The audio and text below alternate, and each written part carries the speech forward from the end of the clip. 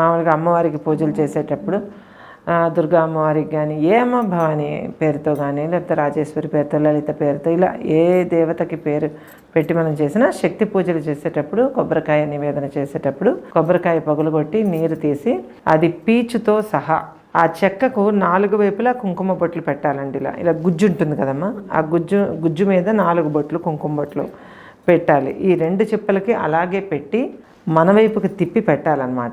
తెల్లటి గుజ్జు మన వైపు ఉండేలాగాను మిగతా భాగం వెనక వైపు ఉండేలాగాను పెట్టాలి. ఆ తర్వాత అందులో కొంచెం చిన్న మొక్క అయినా సరే తీసి కొబ్బరి నీటిలో వేసి అది కూడా నివేదన చేయాలి. ఇది 100% శక్తి దేవతలకు చేసేటటువంటి విధానం.